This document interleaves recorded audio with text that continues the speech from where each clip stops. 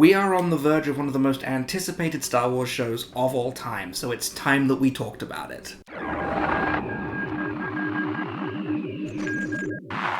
Hello there, welcome back to the channel. I am Grand Moff Tony. Now, usually on the first video of the month, we sit down and we have a look at the fine additions to my collection from the month before. Unfortunately, I only really had one, so fine additions is going to be kind of conglomerated together into either a 2 or 3 month dump, depending on how the next couple of months pan out in terms of additions. But there was something else I wanted to talk about, because this isn't just a Star Wars Black Series channel, this is a Star Wars channel. And I've had a lot of feedback in the comments about, what do I actually think about Star Wars itself? The different various Star Wars media. And I talked last week in the wishlist video for Star Wars Rebels about how Rebels is my favorite Star Wars media of all time. And it just so happens that it is getting something of a spiritual successor next month with the release of the Ahsoka show. So this is going to be kind of a new format of video, a new series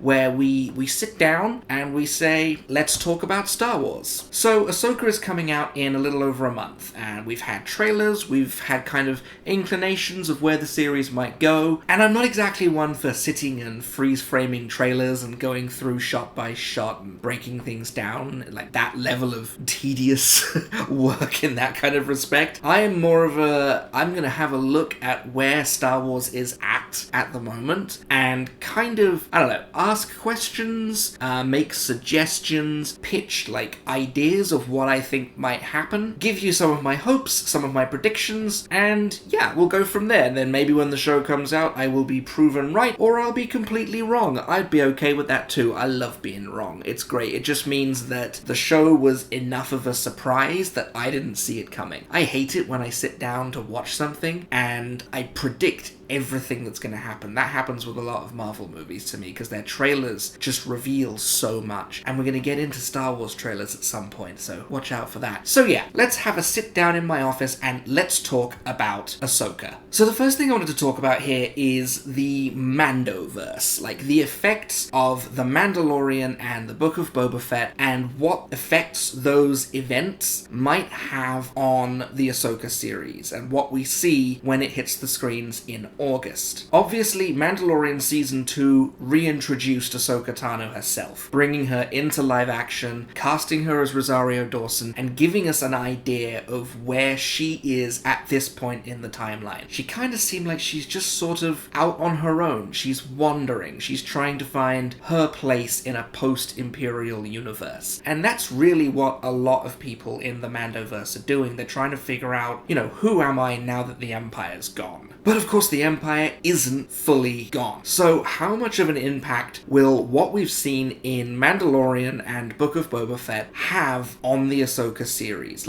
We know from the Mandalorian Season 2 episode that Ahsoka is on the hunt for Grand Admiral Thrawn. That is her whole objective at this point in the timeline. We know from the Book of Boba Fett that she's working with Luke out on his little Jedi training temple. We know she's heavily invested there. But we also know that they are parting ways and she is going off on this mission by herself. And we also know from Mandalorian Season 3 that the Imperial Remnant is not some scattered, uncoordinated rabble of Imperial warlords, but they are in fact secretly working together on the Imperial Shadow Council, which will be, I suppose, the Empire that Thrawn returns to inherit. It's kind of, everybody from the outside sees just a rabble of mindless, ambitious warlords that are all squabbling over territory, but we know from that one scene in Mandalorian Season 3, that's not the case. At least in principle, they are working together as a coordinated threat. And you can kind of see across the course of the Mandalorian seasons how the Empire is getting more and more powerful once again. When they first appeared in Season 1, it was a couple of beaten up stormtroopers, and then Moff Gideon shows up with his whole little legion, and then Season 2 rolls around, and they are building, and they are expanding, and they are becoming more and more of a threat. There are entire Imperial bases that are still occupied, until you get to Season 3, where you see hundreds and hundreds of TIE interceptors that we haven't seen since the Battle of Endor. They have a ton of resources that they have been keeping hidden. The Empire is still very much a threat at this point, and I believe that will be the primary conflict of the Ahsoka series, is this growing and converging Imperial remnant that is coming together into something tangible and something threatening. We know from a lot of the canon books that the New Republic didn't really take the remnant of the Empire and the fledgling First Order as any kind of a threat. They just sort of brushed it off, partly due to corruption in the New Republic Senate and just a lack of resources. They didn't have the manpower to deal with what was going on in the Outer Rim. And that allows for a lot of the organized crime expansion that we see in the Book of Boba Fett. You know, the crime lords of the Outer Rim, they're not really intimidated by the New Republic. So it kind of makes sense.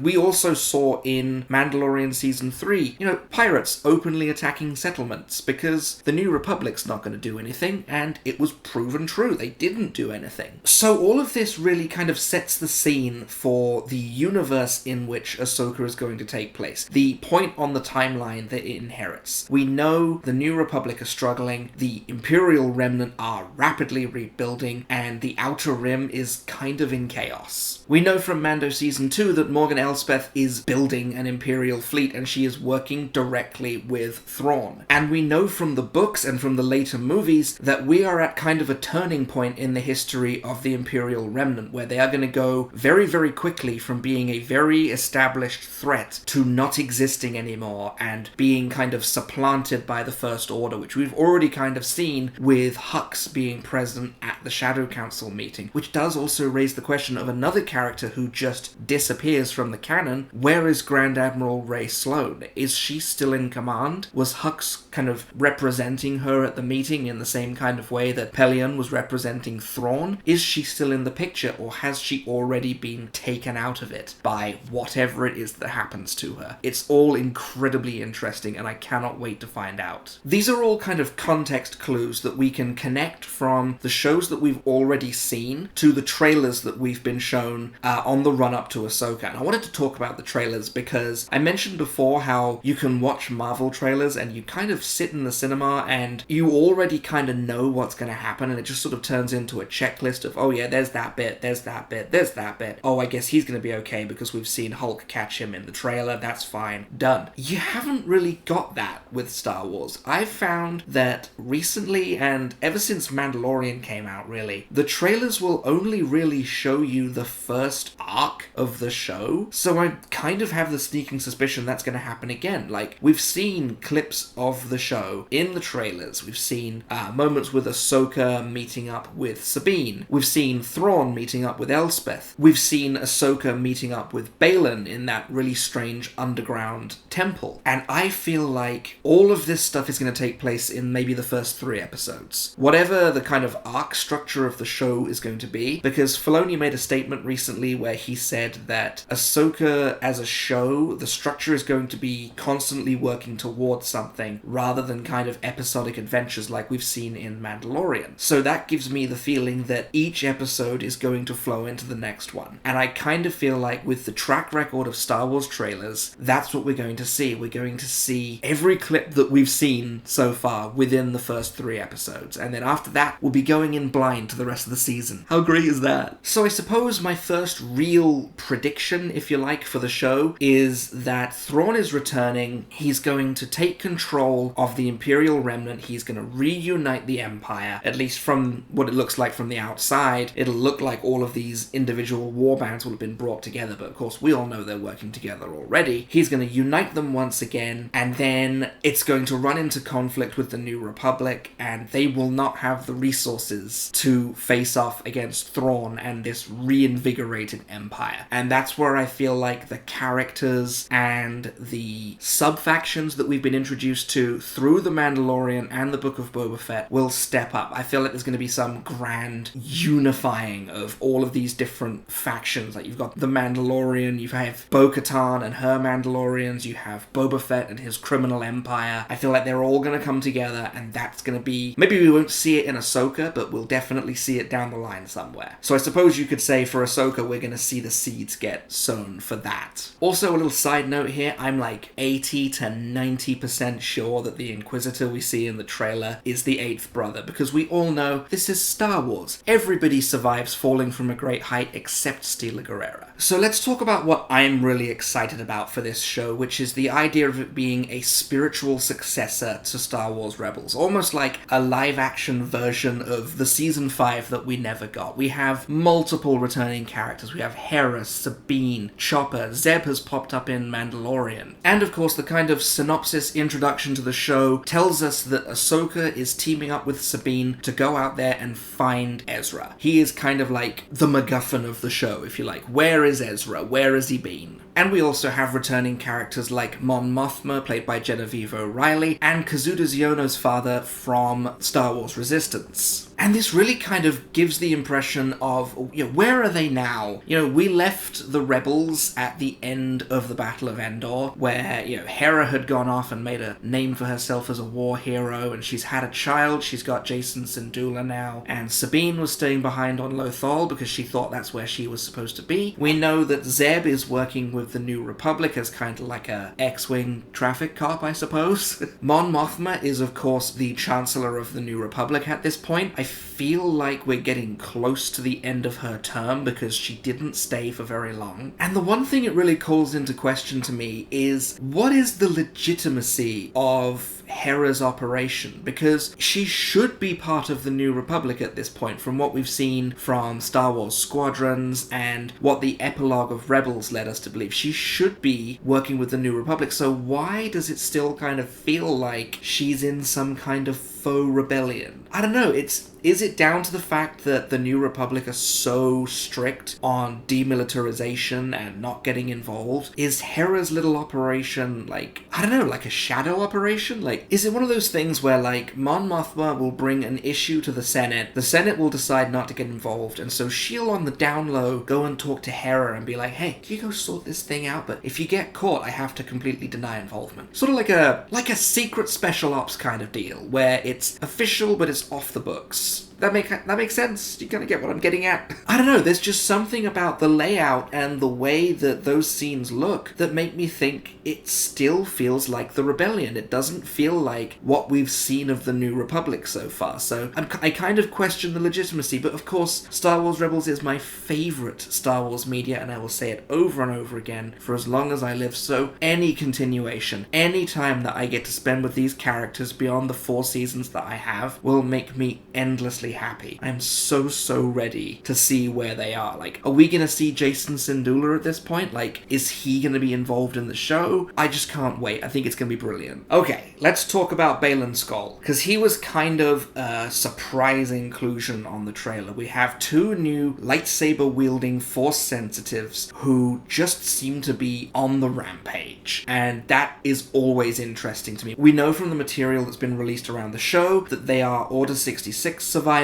I'm assuming that they found a way to escape in the unknown regions, or maybe they were working out that, and so they missed the whole Order 66 thing. They might have even missed the Clone Wars, who knows? But who are they, and how important are they to the plot? Because, of course, as we all know, we lost Ray Stevenson earlier this year, which was an absolute tragedy, and it does kind of leave me worrying, like, how important was his character supposed to be? Is he supposed to be someone who shows up and is quickly dealt with, or is he supposed to be more of a long-lasting threat? My hope, because I really don't like it when recasts become absolutely essential, because people have always used that as a chance to take a cheap shot at stuff, but my hope is that he was just meant to be a season 1 thing, like, he's supposed to come in, he has a role to fulfill, and then he's dealt with. I really hope that he's not someone who was supposed to span over multiple stories, because we're going to run into a serious problem now that he's dead. But at least in terms of what I've observed from watching the trailers and speculating without anybody holding me back, I've kind of hooked onto this idea that he's kind of going to be like a Taron Malicos kind of character. He's going to show up and he's gonna give you the willies from the start, but he's gonna seem like he's a friend, and then he's gonna turn out, oh no, wait, this guy is mad, we have to deal with him. And that's kind of what you see across the trailers, is he seems to be almost training with Ahsoka in one scene, but then in another scene, he's doing a Skywalker hallway scene, and he's cutting down New Republic soldiers, and his apprentice just seems to be on the rampage in every scene that she appears in. So what are we seeing with these characters? Are we seeing an adaptation of maybe Jorah Sabaoth from the old Heir to the Empire book? Because I'm going to get to that in a minute, because I feel like they've dropped enough hints that I can talk about it. Is this going to be an adaptation of that character, a Force-sensitive character that we find out in the unknown regions, who then gets sucked into the events of what's going on? Of course, in the original Heir to the Empire, we saw an alliance between Joruus and Thrawn. Might we see an inversion of that this time? Might there be an alliance between him and Ahsoka? Might it start out that way, and then he turns out to be a baddie, and everything goes horrible all at once? I don't know, but I am fascinated to find out. Speaking of those scenes with Baylan, we have to address the world between worlds. My wife gets so angry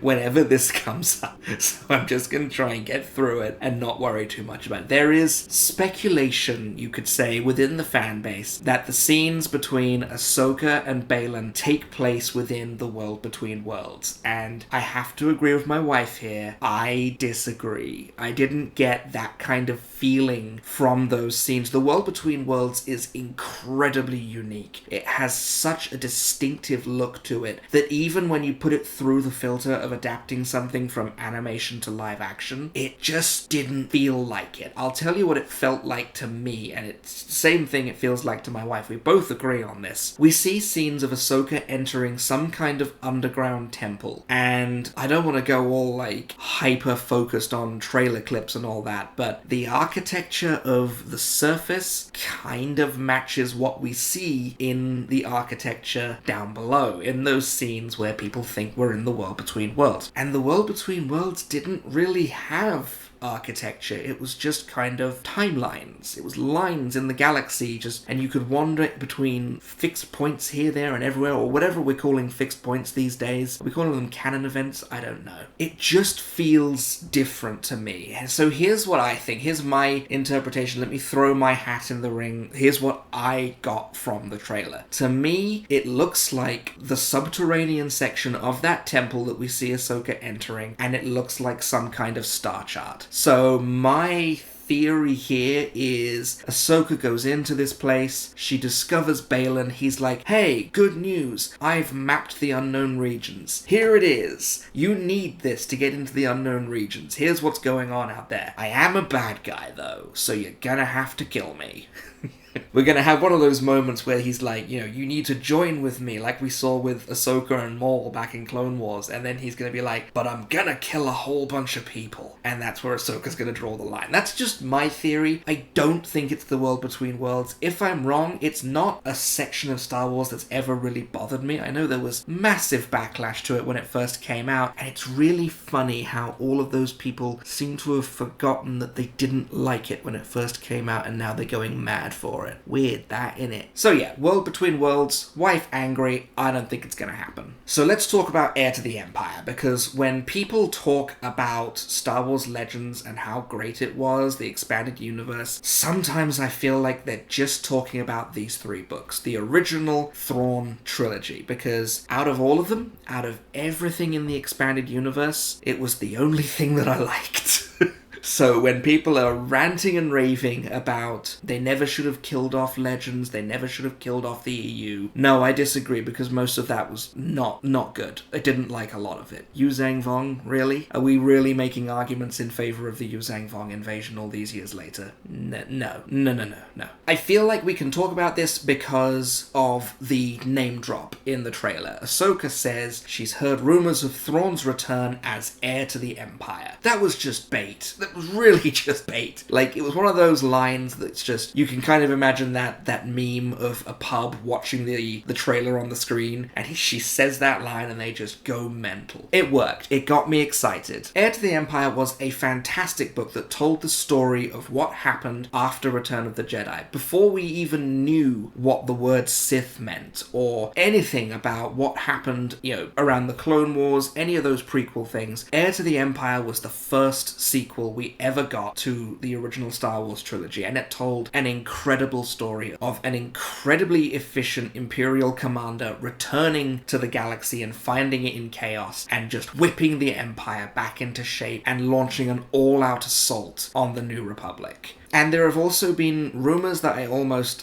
hesitate to lend credibility to, because I have not seen anything official from Lucasfilm or anything like that. Every time I see it, the source is just another Instagram post, so I don't know. But the rumor is that Dave Filoni's Avengers-style finale movie to the Mandoverse is called Heir to the Empire. I don't know if it's true. Like I say, I almost hesitate to bring it up because I have not seen anything verified on this. So, are we going to see the story of the Thrawn trilogy kind of inserted into the space between Return of the Jedi and The Force Awakens? It's entirely possible. Obviously, it's not going to be a one-to-one adaptation, because there are various elements of the original Thrawn trilogy that now simply cannot take place within current Star Wars canon. Just as an example, Rook is dead. He is supposed to be alive all the way to The Last Command, but he died a horrible, horrible death in Star Wars Rebels, and it was very much deserved. So he's now not there to stab Thrawn in the back at the last minute and bring an end to his reign of terror. But similarly to what we've seen when elements of Star Wars Legends are brought back into canon, there could certainly be adaptations of the story that make their way into canon. In the original story, Thrawn tracks down a Dark Jedi to make use of his battle meditation abilities and promises him Luke Skywalker as his apprentice as kind of a trade-off. But really, it's about Thrawn taking control of the Empire and just whipping the galaxy back into shape. And that's kind of where I see the connections with Baylan. Could he be the fallen Jedi that we see in Heir to the Empire, that is looking for an apprentice, looking for a means to return to the galaxy? Because there are a lot of elements of Legends that have found their way back into canon, and they've been kind of adapted and changed so that they fit in. A good example I can think of would be the Dark Troopers. They were part of Star Wars Legends. They came from an old Star Wars game, if I'm remembering correctly. And when they found their way back into canon, it wasn't the way we saw them beforehand. It wasn't like the Jet Trooper that you see on the original Battlefront game. They are full droids now. So in terms of the Heir to the Empire and the Dark Force Rising and The Last Command being the story that we're going to see, it's entirely possible. The narrative beats, like the broad strokes, may find their way back into canon. I feel like that would be really, really cool, because it would give people an opportunity to experience that story for the first time and see it in live action, because I know growing up that was something that I always wanted. I wanted to see Grand Admiral Thrawn come to live action. I never thought it was going to happen, and now here we are. So will the Ahsoka series kind of lay the foundations for Heir to the Empire becoming what happens between Return of the Jedi and The Force Awakens? It's completely possible. Is this how the Empire ends? Because Aftermath Empire's End tells the story of the Battle of Jakku, but we all know the Empire survived that battle. That was supposed to be the end of the Empire. It was supposed to be the end of all of them, but they survived. Will this finally bring an end to the Galactic Empire as we know it? Possibly. We shall have to wait and see. Now, I have to talk about Thrawn, because Thrawn is my favorite Star Wars character of all time. I've done lists in the past where I've talked about, my favorite heroes, my favorite villains. You strip those titles away, Thrawn is my favorite character in all of Star Wars. He's one of my favorite characters in all of fiction. So seeing him come to the Ahsoka series is all I need to get excited for it. And then finding out that Lars Mikkelsen is reprising that role from Star Wars Rebels. When I read the Thrawn books and I read his dialogue, that's the voice that I hear in my head. So I'm so ready to see it happen in live action. And that kind of brings me into some Thrawn speculation. Which version of Thrawn are we going to see? Are we going to see the straightforward bad guy that he was in Rebels? Or are we going to see the slightly more complex, morally grey character that we see in the books? Because for a long time, every time Thrawn did something out and out evil in Rebels, Timothy Zahn was always kind of there to write a book that explained why he did it. For instance, the orbital bombardment of Lothal in the season finale of Star Wars Rebels. Everybody said Thrawn would never fire on civilians. And originally, Zahn was saying how, oh, you can see he's targeting empty buildings, he's not targeting people. And then when Thrawn Treason came out, he went one step further and explained that Thrawn was in a really, really dangerous place with the Emperor at that point. He had to destroy Lothal, he had no choice. Either it was Lothal or it would be him. And fortunately enough, he was spared that decision because he was zipped into hyperspace. But this is kind of what I'm leaning into, because Thrawn is a villain. Like, he is a bad guy. He definitely has questionable motivations. But in the books, he's always working towards something bigger. Everything he does is in service to the Chiss Ascendancy. And that really calls into question how much of the material in the books are we going to see? Because, of course, for the longest time, there was a rumor going around that Timothy Zahn hadn't been consulted at all on Thrawn's arrival into live action. And plenty of reactionary people took that as like their rallying call for why it was gonna be awful, because they didn't include the creator. How dare they? And then, of course, it comes out a few months later that, of course, they worked with Zahn. He just wasn't allowed to say anything. The same way other people aren't allowed to say anything about their projects. Honestly, it's like the media just put their camera in people's faces and say, hey, spoil your latest project. Spoil it now. And then they're surprised when they lie. But of course, all of those reactionary YouTube channels have since posted retractions and apologies for going off on one with no evidence whatsoever.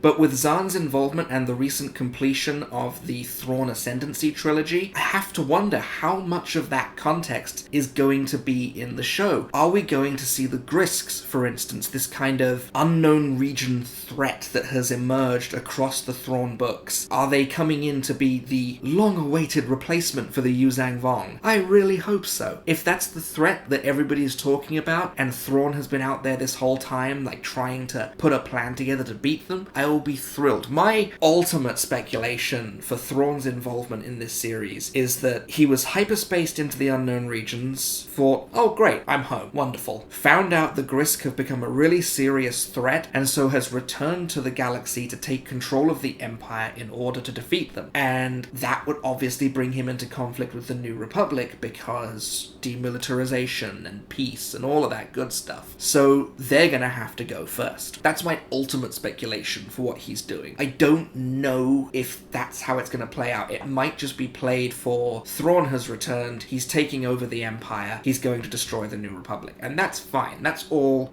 surface level, great, wonderful. Maybe we'll see a book later down the line that explains why he's taking over the Empire and why he has to destroy the New Republic, keeping things in pack. Because we all know the good guys would never go for an alliance with the Empire. We all know that. Even if there was an army of millions of Grisk about to cross over into real space, the good guys would never join the Empire. And that kind of brings me to my final thoughts on Ahsoka, and that is Ezra. Ezra is such an unusual character that he drives you crazy for the longest time, and then out of nowhere in season 4 you realize, when did I start caring about this person? Like, when did what happened to Ezra really start to matter to me? Because you don't really remember it happening. In season 3, he is at his worst. I feel like that little back and forth between him and Sabine, where Sabine is opening up about her family history and how stressful everything is, and Ezra just claps back with, at least you've got parents to go back to. I want to reach through the screen and punch him every time, because that is just the worst thing he says in the entire show. But when it comes to it, when the finale of Rebels comes around, you really care, and you want to know where he's gone, in the same way that Sabine wants to know. So my wife and I have this kind of idea about where they may be going with Ezra. Let me give you some setup to it. Ezra is with Thrawn. He has been zipped into the unknown regions. Bye-bye. One of my favorite things about Star Wars Rebels is how they address the dark side. It's not so much this is good, this is bad morality split, kind of like what you see in the original trilogy. It's just kind of, you'll know when it's the dark side because you'll be being bad. Rebels treats the dark side with more respect, kind of. It uses it like an addiction. Like, Maul is Ezra's dealer. You know, he goes to Ezra and he's like, here's this power that's gonna make you stronger. It's gonna make you a dick to your friends, but it'll make you stronger. And he falls for it every time, and then he's finally able to overcome it. And it's not helped by the fact that Maul just suddenly stops appearing. And Ezra has always struggled with the dark side. Like, at first, Kanan didn't even tell him about it, and the Grand Inquisitor kind of introduces the idea. And then in season 2, obviously, he encounters Maul and the Sith holocron, and he starts experimenting with it, and then he realizes he's putting everybody he cares about in danger, and he has to turn back from it. I feel like when Yoda says in The Empire Strikes Back, once you start down the dark path, forever will it dominate your destiny, Ezra started down that path, and he was able to turn back, and I've always praised that. But what if there was something still there? My wife really likes this idea. She likes the idea that Ezra is out there somewhere, he is still struggling with the dark side to the point that perhaps he's even fallen to the dark side. Like, Thrawn has recruited people to his side before. He tried to recruit Night Swan back in the Thrawn novel, his arch rival, and he tried to recruit him out of respect for his abilities. He failed, Night Swan wasn't having any of it, so instead he recruits Eli, and he sends him out and drops him off with the Chiss Ascendancy and says, this guy's with me, you're gonna go and help them now. If we're right about the Grisk and this massive threat in the unknown regions that Thrawn knows is coming, I feel like he would have been able to talk Ezra into helping him. And I feel like that's where we're gonna find Ezra when we do finally catch up with him. Maybe he's joined Thrawn, maybe he's helping him, and maybe he has fallen to the dark side, because that was something that, as much as I love Ezra's story of starting down the dark path and then being able to turn back towards the light out of the love for his friends, I've always wanted to see that played through to the end. Like, Ezra would be very, very dangerous. And this really brings up a great opportunity for Ahsoka, because Ahsoka lost her master to the dark side, and she tried to bring him back during their battle in the temple. When she finally came face to face with Darth Vader, she tried to call out to Anakin once more, and it didn't work. This would be a fantastic opportunity for Ahsoka to have the chance to redeem someone, the way she was never able to redeem Anakin. And yeah, that's where I'm gonna leave this video, because that is probably my greatest hope for the series. Now, do we think it's gonna happen? Probably not. It's probably not gonna happen. This is all just wild speculation, and it occurs to me, actually, now I think about it, most of this video isn't me saying, I think this is gonna happen, I think that's gonna happen. Most of it is me asking questions. It's like, how is this gonna affect the show? Where are these characters gonna be? And that's the thing. People ask me questions about Star Wars all the time. I'm a lot of people's Star Wars guy. So when they have questions, they ask me. And the great thing about this new generation of Star Wars is that I've been able to turn around and say, I don't know. Here's what I think, but I don't know. And I'm so happy when I don't know. So there you have it. Those are my questions, my hopes, my soft predictions for the Ahsoka series. So let me pass this subject off to you. What do you think we're going to see in this show? Like, what elements of existing media do you think we're going to see return? What do you think the story's going to be? What do you think all of these characters are going to be in the story? Like, how do you think it's going to play out? I am so interested to talk to people about this. I don't get enough opportunities to talk to people about Star Wars speculation, because it always falls into stupid stuff like, this is how they're going to rewrite the sequels. Really? Get over it.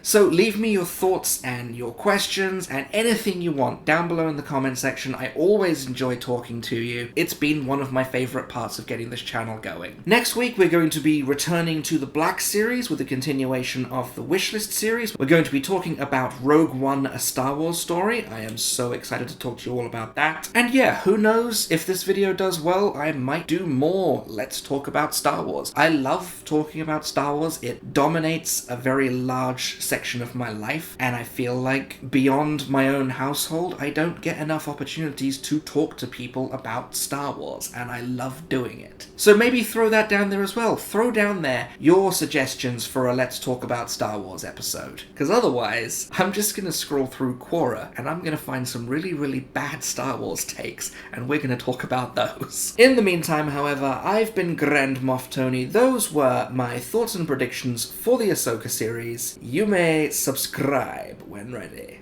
I forgot what the show was called for a second then. They never should have... I don't know if I should do that voice. No, you know what? I have to state my position eventually. The voice stays in.